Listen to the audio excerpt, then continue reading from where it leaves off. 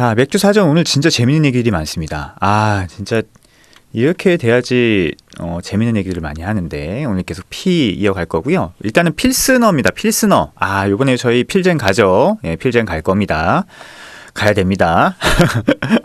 저도 아직 못 가봤어요. 필젠을. 그래서 좀 아쉬운데 3년 전에 필젠을 갔었어야 되는데 그 여행을 못 짜놔서 필젠보다는 뭐 드레스덴이나 뭐 그쪽으로 좀 돌았었는데 아쉽긴 합니다. 이번에는 필젠을 좀 가보고 싶고요. 그 다음에 부드바이죠, 부드바. 그래서 부드바도 먹을 수 있는 시간을 가졌으면 좋겠습니다. 어쨌든 그 필스너에 대한 얘기를 해보죠.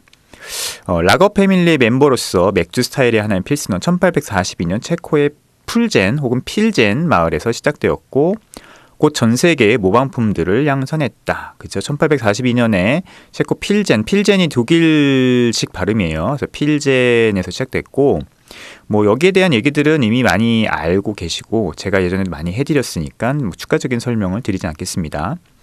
좋게 말하면 필스는 신선하고 스파이시한 사츠홉의 그림자에 많은 양의 캐러멜 몰트 풍미를 갖고 있는 훌륭한 맥주다. 뭐 캐러멜 몰트라기보다는 이게 이제 필스너 몰트만 갖고선 양조가 되긴 하는데 이 양조적으로 이 필스너 우르켈이 계속 추구하고 있는 게 뭐냐면 바로 필스너 우르켈 같은 경우는 바로 당화로 60분을 하지 않고요.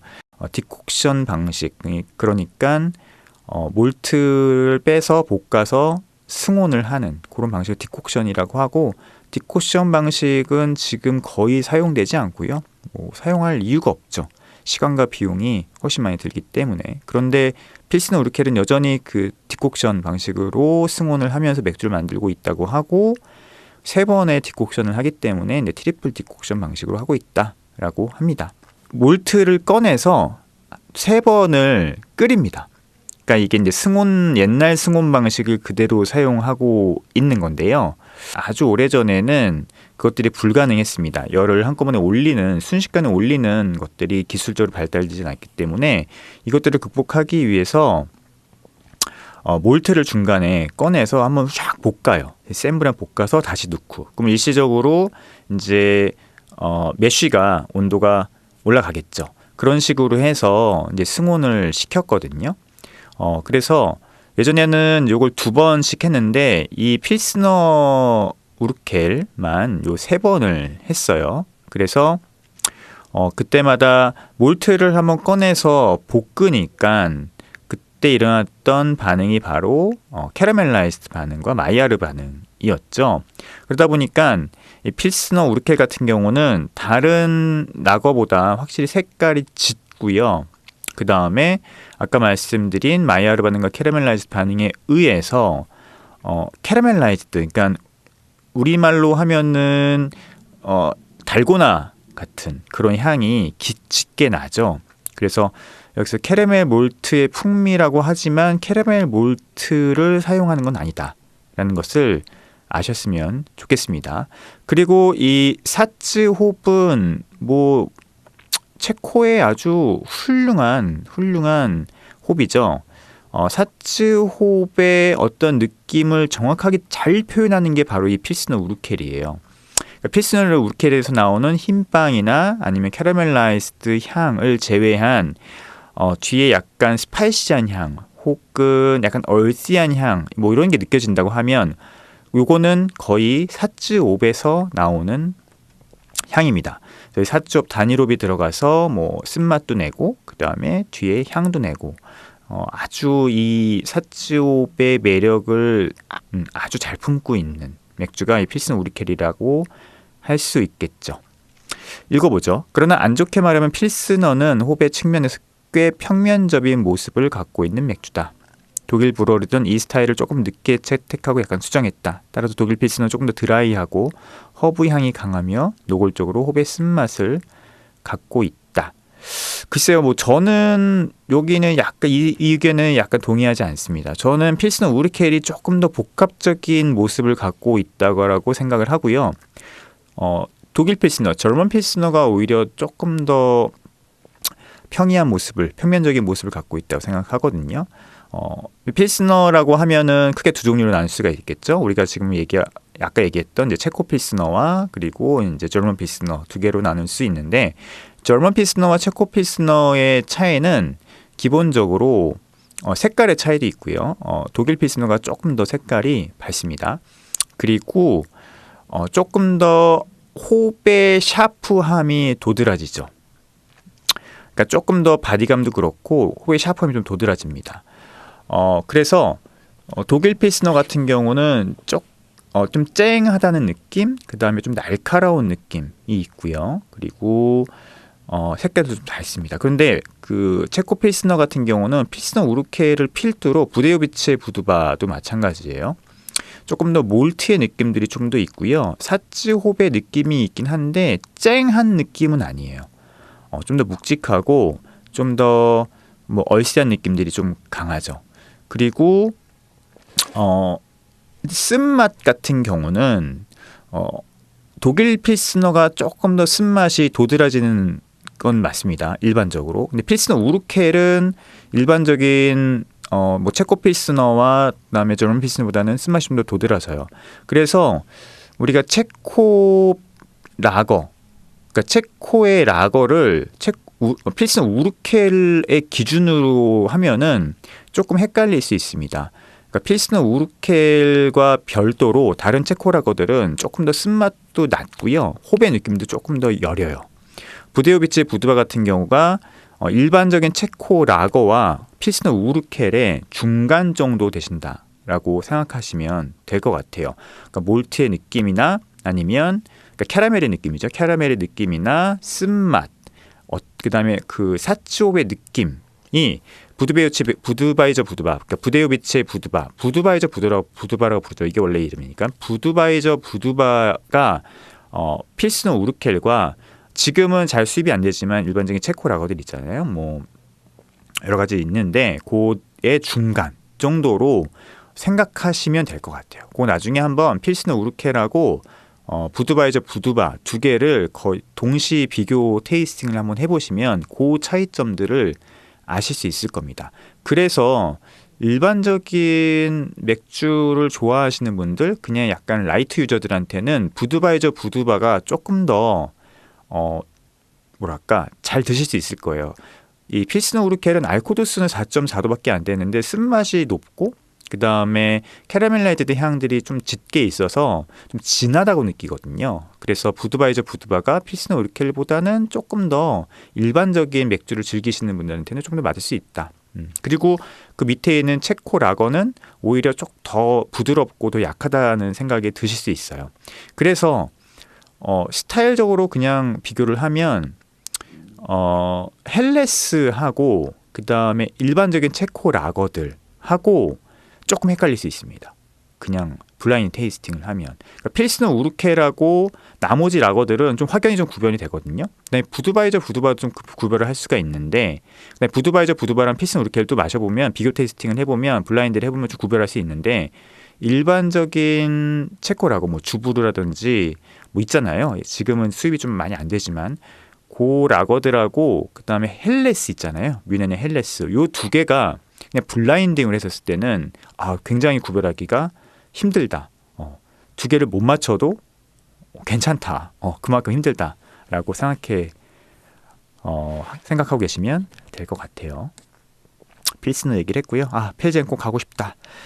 자, 포터 또 스타일에 대한 얘기 나왔네요. 포터는 뭐 하도 많이 얘기를 했기 때문에 쭉쭉 읽어가면서 넘어가도록 하죠. 누구도 포터가 정확히 무엇인지 언제 어디서 발명되는지 언급하려 하지 않는 불편한 진실이다.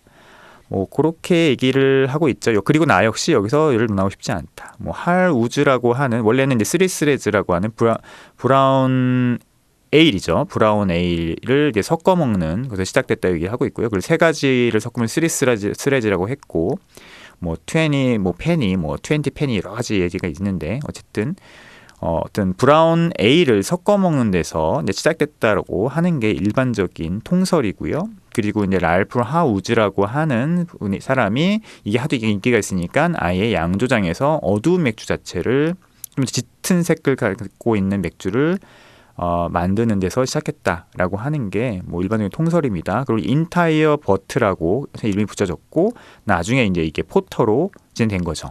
그런데 원래 이제 역사적으로 봤을 때는 브라운 에일이잖아요. 에일이기 때문에 브라운 에일은 이제 홉이 들어가지 않는 거예요. 그루트라고 하는 것이 더 들어간 맥주를 우리가 브라운 에일이라고 정통적으로 역사적으로 이렇게 얘기했죠. 그래서 브라운 에일이 섞여서 포터가 되는데 포터는 비어라고 했습니다. 즉 포터는 그루트가 들어가지 않고 뭐가 들어갔다? 홉이 들어갔다. 그래서 포터라고 하는 비어가 브라운 에일에서 시작이 됐긴 하지만 두 개의 양조적인 어떤 측면에서는 양조 역사에서는 조금 다른 점을 갖고 있다라고 생각하시면 될 것 같아요. 포터는 지금은 우리가 그냥 영국의 다크 에일로 얘기를 하지만 18세기, 19세기 때는 브라운 에일과 포터는 확연히 구분이 됐어요. 양조 자체가 달랐어요. 브라운 에일은 그루트가 들어갔고 포터는 홉이 들어갔기 때문에 그렇습니다. 물론 나중에는 이제 브라운 에일도 이제 홉이 들어가면서 영국 이제 맥주의 홉이 전반적으로 들어가면서 이제 이게 구분이 없어지긴 시작했지만 역사적으로 우리가 굳이 구분을 하자고 하면은 브라운 에일은 그루트가 들어갔고 나중에 만들어진 이 포터라고 하는 맥주는 홉이 들어가서 비어라고 불렀다라는 거죠. 너무 TMI인가요? 어쨌든 자 읽어보죠. 우리가 확신을 갖고 말할 수 있는 것은 포터가 브라운 에일의 종류와는 상관없이 독립적으로 발달해 왔다는 것이며 물건을 나르는 노동자들 사이에서 인기가 있었던 어둡고 분명 까맣진 않다. 그죠? 어둡죠. 까만 건 아니에요. 견과류 풍미가 있는 맥주였다는 것이다. 하나 더 추가를 하면은 견과류 풍미보다는 약간 산미가 있었을 가능성이 굉장히 높습니다. 왜냐하면 포터는 옛날 포터, 오리지널 포터의 역사를 들춰보면 굉장히 큰 배럴에서 오랫동안 숙성을 했던 맥주예요. 그래서 그 숙성하는 기간에 분명히 브렛이나 그다음에 젖산균의 영향을 받았기 때문에 약간 신맛도 좀 있었을 거고요. 브렛 향도 분명히 갖고 있었을 가능성이 높습니다. 지금의 포터와는 완전 다른 맥주였을 거예요. 포터란 이름도 이 맥주를 좋아했던 항만 노동자에서 유지했다. 이건 맞습니다. 그리고 처음에 포터는 짙게 구운 브라운 몰트를 주로 사용해서 양조되었을 것이다. 브라운 몰트를 밖에 없었어요. 그냥 브라운 몰트는 맥주에 풍부하고 짙은 몰트와 무거운 바디를 부여했지만 그렇죠? 당화 효율이 떨어지기 때문에 이 브라운 몰트는 나중에 이제 대체가 되죠. 이 몰트들은 맛은 있지만 매우 적은 발효성 당을 제공하기 때문이었다. 그렇죠? 19세기 초반부터 보통 수율이 좋은 페일 베이스 몰트로 양조되기 시작했고 짙은 갈색을 내기 위해 불호는 끔찍할지라도 손에 넣을 수 있는 모든 첨가제를 사용했다. 그쵸. 근데 이제 이게 중간에 나눠진다고 해요. 그러니까 이 런던의 포터 이제 양조사들은 굉장히 보수적이었기 때문에 이 브라운 몰트를 사용해서 지속적으로 포터를 만들었는데 이 포터는 짙은 색 맥주잖아요. 그러니까 브라운 몰트만 갖고는 짙은 색을 내기가 너무 힘들었던 거예요. 그래서 거기에 이제 이상한 설탕을 태워서 넣거나 아니면은 이상을 태워서 감초를 태워서 넣거나 이런 식으로 색을 검게 만들었지만 이제 아이리시 포터, 아일랜드로 넘어간 포터 같은 경우는 적극적으로 이 1822년 이후에 나온 다크 몰트를 사용한 거죠. 블랙 페이턴트 몰트를 사용하면서 기네스가 적극적으로 이걸 사용을 했고 기네스가 이걸 갖고 성공을 했죠. 기네스에서 만들어진 아이리시 포터 같은 경우는 페일 몰트로 당화수율을 높이고 그 다음에 이 블랙 페이턴트 몰트를 사용하면서 색깔은 훨씬 까맣지만 하지만 또 품질이 우수한 맥주를 만들어내면서 기네스의 포터가 영국 본토까지 접수하는 그런 역사를 갖고 있죠. 그래서 결국은 나중에 런던 포터는 싹 사라지고 그 다음에 이 아일랜드 기네스의 포터들이 결국 스타우트라는 이름으로 계속 남게 되죠. 자, 다행히도 이 고함스러운 상황은 적은 양으로도 깊은 검은색을 내고 초콜릿과 커피 캐릭터를 만들어주는 로스팅 몰트의 발견으로 인해 15년 뒤 사라지게 되었다. 그렇죠. 나중에 결국은 이제 블랙 페이턴트 몰트를 받아들이게 되면서 이제 브라운 몰트만 사용하는 어떤 양조 방법은 이제 사라지게 되는 거죠. 그래서 마지막으로 포터가 양조된 게 1933년인가? 하여튼 뭐 그렇다고 얘기를 하긴 해요. 어쨌든 포터는 나중에 이제 사라지게 됩니다. 라거 때문에 그렇습니다. 현대적인 포터는 로티드 몰트의 향과 풍미를 풍성하게 갖고 있고 홉의 쓴맛은 강하지만 홉향은 강조되지 않는 스타일이다. 중간 정도의 바디와 마우스피를 갖고 있다. 지금의 포터는 뭐 완전히 복원된 거고요. 옛날 포터와는 완전히 다른 놈이라고 보시면 될 것 같고, 지금의 포터는 뭐 스타우트와 구별이 없습니다. 양조사가 포터라고 하시면 포터고요. 스타우트라고 하면 스타우트죠. 그러니까 스타우트는 조금 더 아일랜드의 색이, 아일랜드 느낌을 많이 갖고 있고, 포터는 다시 영국에서 복원이 되면서 이제 자신들 영국의 어떤 이미지를 입히고 싶은 뭐 그런 느낌이 있는 거죠. 그래서 좀 다르고요. 지금은 뭐 스타우트나 포터나 비슷하다고 보시면 될 것 같아요. 뭐 혹여 뭐 포터는 초콜릿 느낌이 더 나고 뭐 스타우트는 커피 느낌이 좀 더 나타나야 하는데, 글쎄요, 뭐 그거는 크게 향미적으로 크게 의미가 없는 것 같아요. 로드 듣고 왔습니다. 우리 계속 얘기를 해볼까요? 그 다음에 키워드는 푸어링이네요. 푸어링은 맥주를 따르는 것을 얘기하죠. 읽어보죠. 집이나 술집에서 맥주를 큰 파인트로 서빙하는 것은 맥주 애호가들 사이에 당연한 일이 되었다. 뭐 맥주를 캔으로 그냥 마시지 않잖아요. 우리 어떻게든 맥주잔에 따라서 마시죠. 기본 아닌가요? 그냥 맥주를 캔으로 마시는 거는 뭐 카스, 하이트는 이제 없어요. 그죠? 켈리하고 테라밖에 없는데 카스 정도는 그냥 우리 캔에 마셔주죠. 하지만 맥주는 단순히 알코올을 섭취하는 게 아니기 때문에 그 안에 있는 향뿐만 아니라 색이나 탄산의 정도, 거품 이런 게 다 우리가 맥주를 즐기는 하나의 중요한 요소들이잖아요. 당연히 잔에 따라 드시는 걸 강력하게 추천드립니다. 선수들은 다 우리 뭐 잔에 따라 마시죠. 최근에 나온 훌륭한 캔맥주를 잔에 따를 때 당신이 친구의 가장 듣기 싫은 말은 내가 남아있는 맥주 한 모금을 마셔도 될까라는 소리일 것이다. 그러니까 첨잔하지 말란 얘기예요. 맥주 남아있는 더 따르려고 하면 짜증난다는 얘기죠. 외국도 그런가 봐요. 그러나 너무 높지도 약하지도 않은 단단한 헤드를 만드는 방법에 대해서는 다소 논쟁거리가 있다. 만약 집에서 혼자 맥주를 마신다면 맥주를 밑에서부터 천천히 따라 거품을 만들고 잔이 가득 찰 때까지 계속해서 맥주를 따르는 것이 최상의 방법일 것이다. 이런 방법은 더 두껍고 크리미한 거품을 만들어 낸다. 하지만 친구들과 있을 때 이런 방법으로 맥주를 따른다면 친구들이 실증을 낼 것이 뻔하다. 아마 그런 지루하고 참을 수 없는 스그만 두고 빌어먹을 맥주를 그냥 따르라고 부드럽게 이야기할 것이다. 이런 경우에 맥주를 한 번에 잘 따르는 기술에 대해 배우고 싶은 분이 있을 것이다. 펍이나 바에서 하는 푸어링 기술 같은 것들 말이다. 이런 분들을 위해 지금 그 기술을 알려주겠다. 유리잔을 45도로 비스듬히 세우고 맥주를 약 잔의 3분의 1까지 따라준다. 그리고 나머지 3분의 1은 거품이 형성되도록 잔을 곧게 든 채 남은 맥주를 따라주면 된다.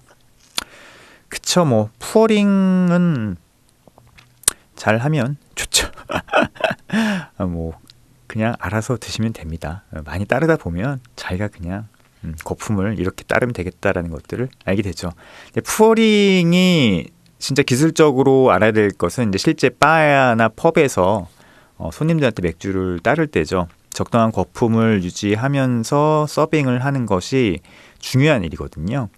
그래서 뭐 과탕 같은 경우는 맥주를 엄청 버리면서 또 거품을 만들기도 하고, 또 거품이 없는 맥주들 같은 경우는 어떻게든 거품을 만들어내려고 하기도 하고 합니다. 바나 펍에서 생맥주로 서빙을 할 때는 맥주의 상태가 매번 달라질 수 있기 때문에 그 상태를 계속 주시하고 보면서 적정한 거품을 따를 수 있도록 스킬을 조금 갖추는 것이 필요하고요.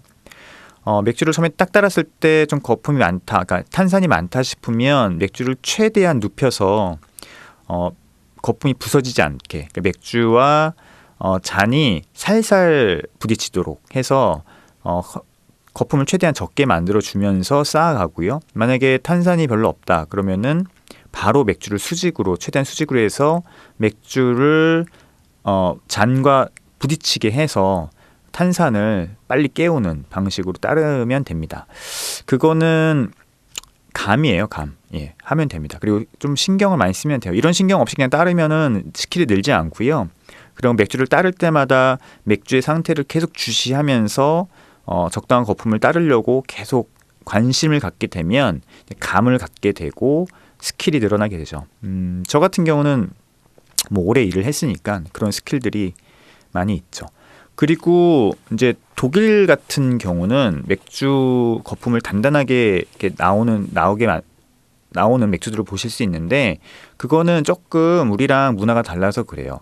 독일 같은 경우는 맥주를 쭉 따른 다음에 중간에 한 1, 2분 정도 약간 기다리는 타임을 갖습니다. 그러니까 중간에 거품이 맥주잔 중간에 거품이 쭉 쌓이잖아요. 좀 기다리면은 가라앉거든요, 거품이. 그러면 그 위에 또 맥주를 따라주면 그때 생기는 거품들은 굉장히 단단하게 만들어져요. 그래서 맥주 위로 거품이 쑥 올라와도 쉽게 무너지지 않습니다. 우리도 충분히 할 수 있는데 우리는 이제 맥주가 너무 늦게 나가면 짜증내시기 때문에 빨리빨리 나가기 때문에 그런 거품을 잘 못 만들죠.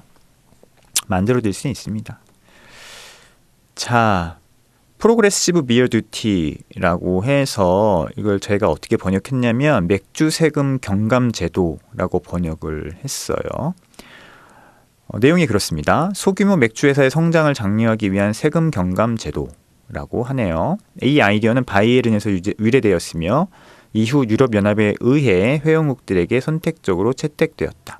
국가에 따라 조금씩 다른 방식으로 시행되고 있지만 일반적으로 생산량 증가에 따라 연간 최대 50%까지 의무적으로 세금을 할인받게 되며 이후 생산량 증가 추세에 따라 단계적으로 할인율을 낮추게 된다. 이건 우리나라도 마찬가지입니다. 우리나라도 소규모 맥주제도 면허를 갖고 있으면 지금 종량세임에도 불구하고 신고하는 생산량에 따라서 맥주 세금의 할인을 받게 됩니다.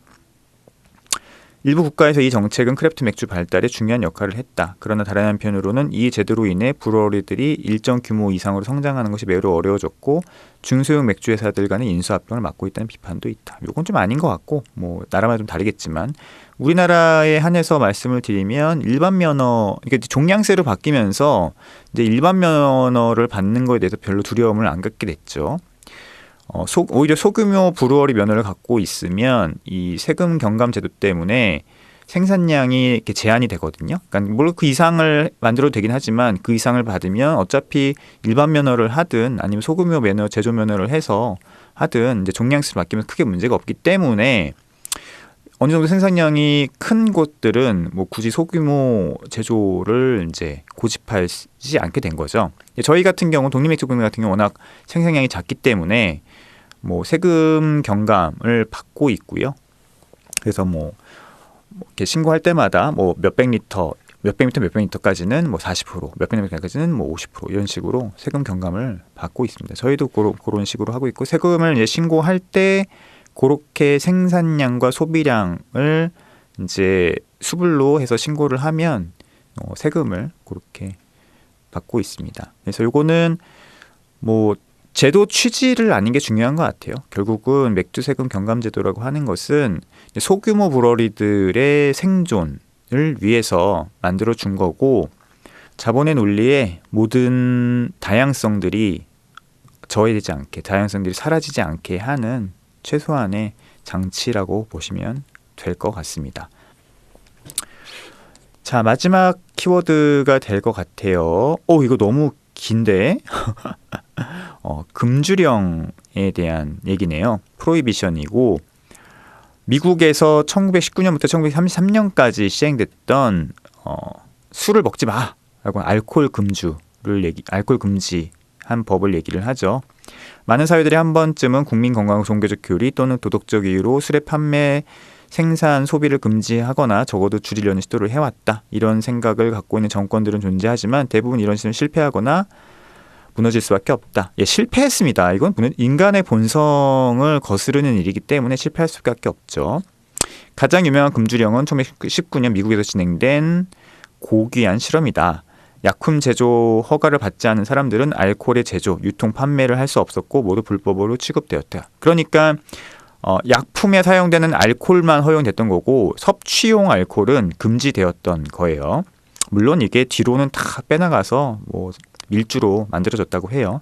이 금지령은 산업혁명의 여파인 범죄, 알코올 중독, 다른 많은 사회적 병폐가 급증했던 혼란스러운 시기에 제정되었다. 분명 좋은 의도였지만 금지령은 완전 실패했고 오히려 수익성 좋은 알코올 산업을 법으로 준수하고 세금을 내는 사업주 손에서 밀주 제조와 밀수를 새로운 수익으로 삼는 범죄 제조직에게 넘겨주게 되었다. 폐기되었고요. 이 금주령 같은 경우는 솔직히 맥주보다는 증류주 때문에 만들어졌어요. 이제 노동자들이 옥수수로 만든 증류주를 이제 많이 먹으면서 여러 가지 사회적 병폐들이 생겼죠. 특히 자본가들 입장에서는 술을 먹고서는 제대로 노동을 하지 못하는 노동력이 상실된 것들에 대해서 조금 방지하고자 하는 것들도 있었고 또 가장 크게 미국에서 이 금지령 뒤에 있었던 배경에는 여성 인권과 그 다음에 기독교가 있었어요. 그래서 이 술에 취한 가장들이 이제 가정 폭력들이 굉장히 심해졌고 이때 이런 것들을 타파하고자 하는 그러니까 여성 인권 그 주의자들이 나타났고 이 여성 인권주의자들과 또 이제 청교도에서 이제 신성한 노동을 힘들게 하는 이런 어떤 그러니까 술을 악으로 보고선 이런 것들이 이제 여성 인권과 그다음에 기독교 그리고 정치권에서 이것들이 같이 겹쳐지면서 정치권에서 이런 것들을 선거 수단으로 또 이용을 하려고 했거든요. 이 세 박자가 모여지면서 이 금주령이 됐고요. 그러니까 뭐 여러 가지 이제 그 당시에 사회적 배경에 있는 논리들이 그다음에 정치적인 목적들이 결합돼서 만들어진 것이라고 생각하시면 될 것 같아요. 그런데 이 금주령이 될 때만 하더라도 맥주는 예외였다고 맥주는 아닌 줄 알았다는 거예요, 사람들이. 그런데 맥주를 포함한 모든 알코올성 음료 섭취가 금지가 되면서 경악하기 시작했죠. 하지만 시간이 지나갈수록 솔직히 밀주가 훨씬 많이 만들어지고 오히려 이런 것들이 사회적 범죄를 확산시키는 계기가 되면서 논란이 많았죠.